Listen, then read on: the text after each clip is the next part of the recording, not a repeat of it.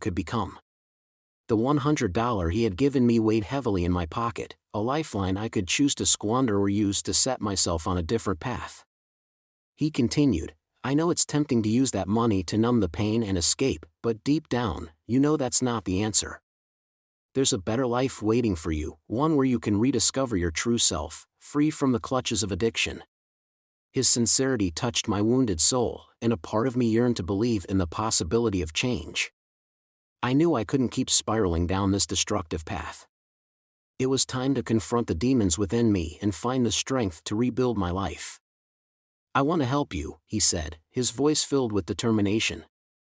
"There's a drug recovery program in Florida, a place where people like us can find support, guidance, and a chance to start anew. It won't be easy, but I promise you, it's worth it." As he spoke, his words resonated deep within me. I realized that this encounter was not a coincidence but a lifeline thrown my way. The decision loomed before me, to continue down the path of self-destruction or to grasp this opportunity for redemption.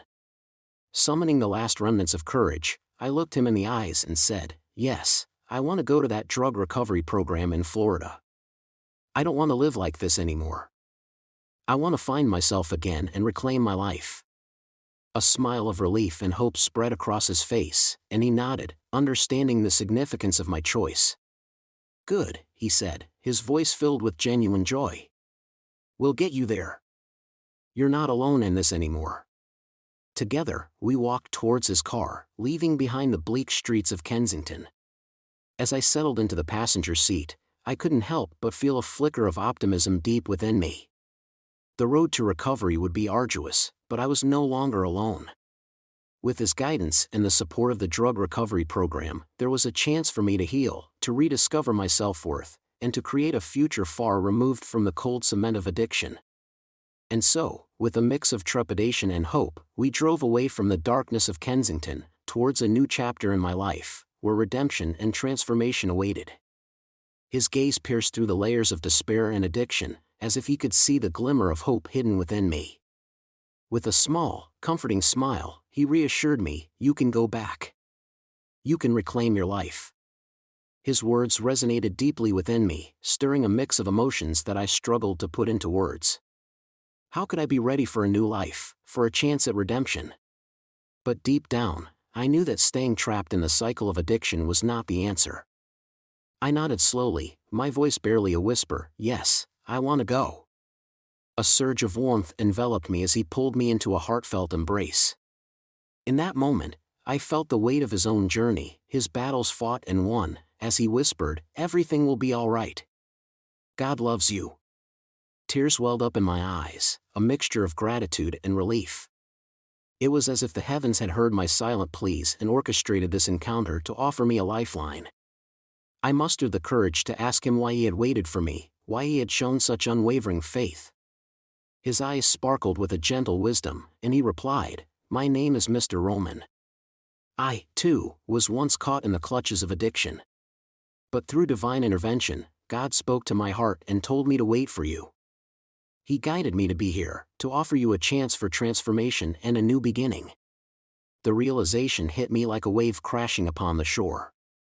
It was not mere chance that had brought us together on that fateful day. It was the power of a higher force, working miracles in the lives of those who sought redemption. Overwhelmed with gratitude, I choked back tears and whispered, "Thank you, Mr. Roman. Thank you for believing in me when I could barely believe in myself. I'm ready to embrace this new path, to find healing and love." With a reassuring smile, Mr. Roman held my gaze and said, "You are never alone in this journey.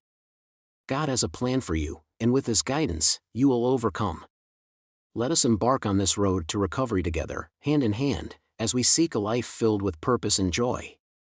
As we stood there, two souls bound by a shared experience and an unwavering faith, I knew that this encounter was not just a turning point but a divine intervention.